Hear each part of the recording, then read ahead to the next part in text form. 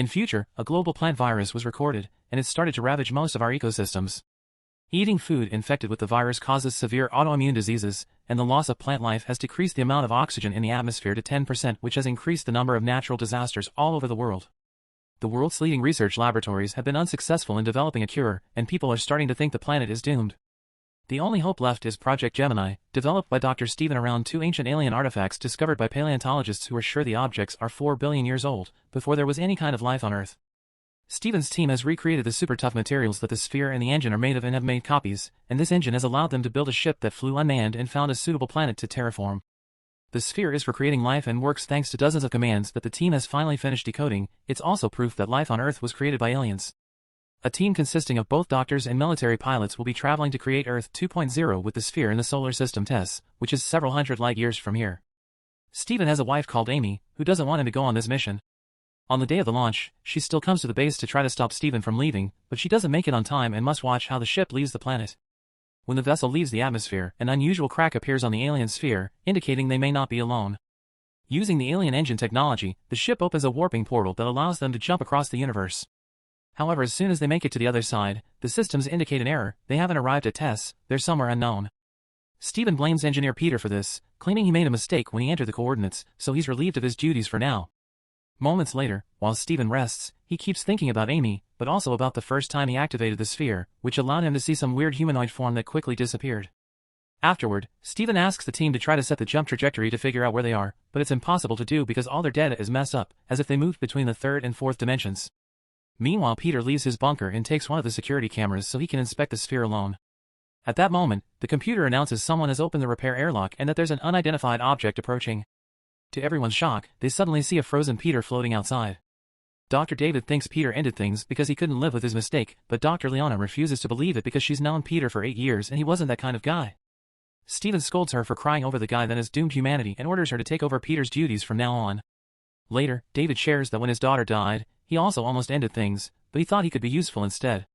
Now that the mission is over, he's feeling useless again, but Stephen promises him they'll find a solution. At that moment, the ship comes across a planet made of volcanic rock.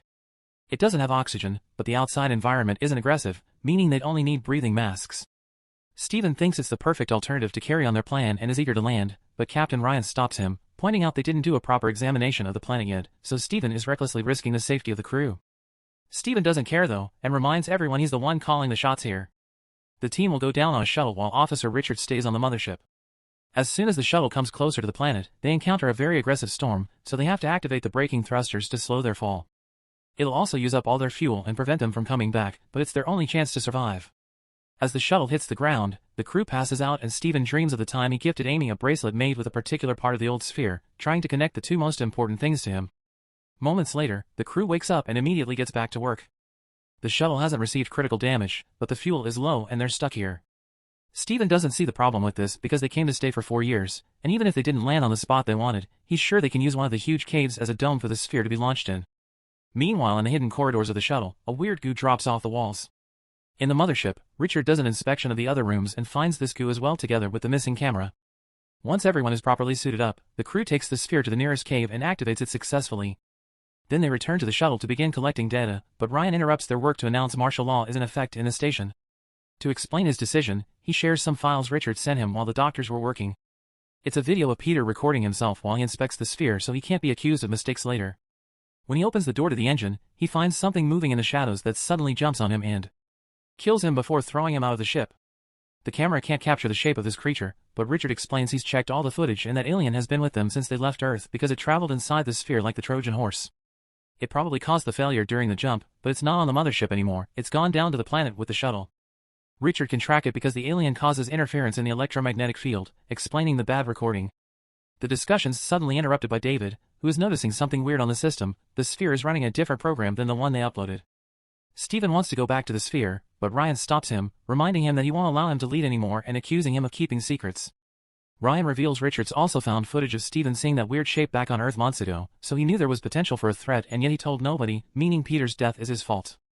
Offended by this accusation, Stephen rushes out of the room while thinking about all the work he and David put into this project.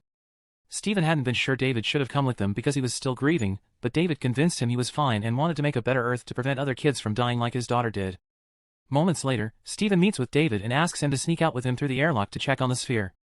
David doesn't want to disobey Ryan, but Steven changes his mind by reminding him of his daughter and the future of the planet.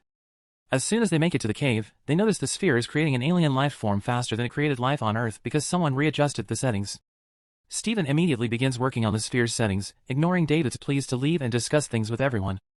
At that moment, David notices on their radar that the alien is getting closer, so he fires a warning shot to try to make Steven move. Steven responds by taking out his own weapon, but before things can get ugly, they notice the aliens already entering the cave. After Steven grabs a piece of the sphere to take with him, both men begin running away, noticing the creatures getting closer because of its shadows and the noises it makes. They finally get a full view of it when they leave the cave, but before the creature can attack them, they manage to get back into the shuttle and shut the airlock.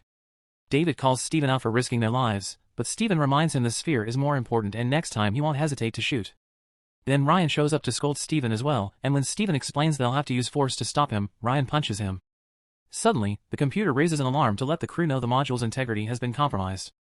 Leona leaves her room to check the issue and finds lots of goo in the corridor, only to suddenly be pulled back into a different area. It's Frank, who informs her the alien has made a hole in the low deck and now is in the lander. Very carefully, the pair makes their way to hide in the lab, where it's getting very hard to breathe. In a flash, the lights go out and a strange noise can be heard coming from behind the plant units. This means the alien is here, so Frank pushes Leona out of the room, and as she runs down the corridor, she can hear Frank's screams while the alien kills him. Leona meets with the rest of the team in the control room and tells them what happened, prompting Ryan to scream at Steven for bringing the alien back with him. The creature entered by making a hole in the hull. It also has damaged the generator and the cameras aren't working, so they've lost contact with Richard and they don't have visuals on the rest of the ship. Their only solution is to go to the backup generator and reconnect everything, which is extremely difficult to pull off if they can't track the creature, prompting Steven to volunteer to go since it's his fault. With his weapon out, Steven carefully makes his way to the generator and manages to bring back the communication system. The team can track the alien now and warns Steven that it's near him, but as soon as Steven tries to leave, he begins hearing those noises. Luckily Ryan thinks fast and drags him back into the control room by using a metal rope. Then, the team makes a plan together to smoke the alien out of the ship. While Steven waits outside to play bait, Leona opens the airlocks followed by the lab door, rushing to hide in another room as the alien comes out. The creature quickly begins making its way through the airlocks, but when Richard tries to turn on the engine to burn it out, he can't because the alien is interfering with the signal. Steven runs for his life and Leona comes to help him, but at that moment, the alien comes out, and Richard regains access to the engine. Steven and Leona run back inside as the creature is hit by the fire, but this isn't enough to kill it and it tries to reach Steven, who is being dragged inside by David. The alien's tentacle hurts David's arm right as they close the door, leaving the creature's limb inside. While the beast returns to the cave, Ryan shuts the airlocks and the others get to reseal the hole. Moments later, the team finds Frank's body, and while Leona decides to end things for herself because of her grief, Steven thinks about Amy again. She had tried to convince him not to leave by explaining she was working on a vaccine, but more importantly, she was pregnant, yet this was still enough to make Steven stay because saving Earth was more important than his personal life. David goes to the lab to get his wound bandaged and Steven brings the tentacle to study it. He discovers the creature is a biorobot made from the same material as the sphere, which means the sphere's goal has always been to make these beasts.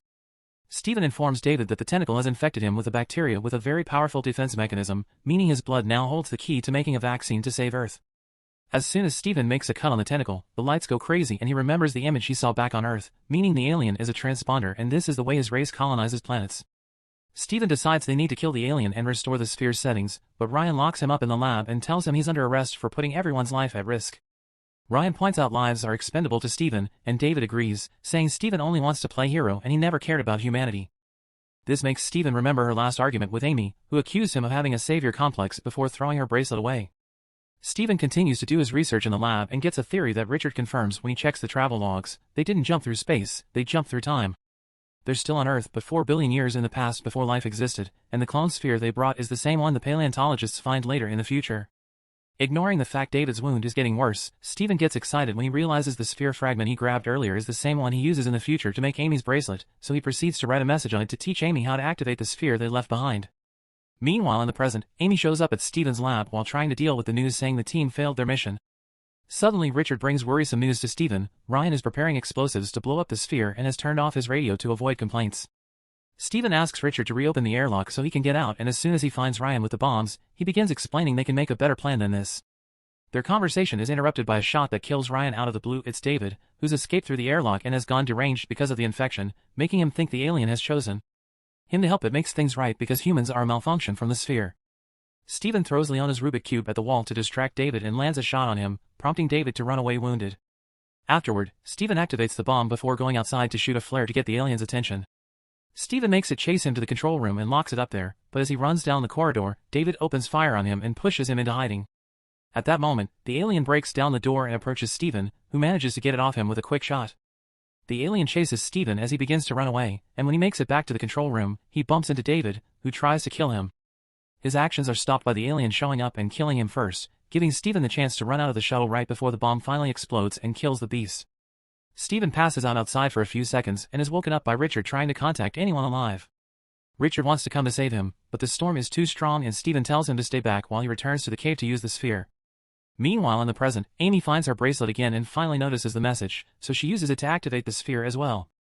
At that moment, husband and wife meet again in a fusion of past and present, and Steven hurries to share the formula for the vaccine before expressing his love right as the connection ends.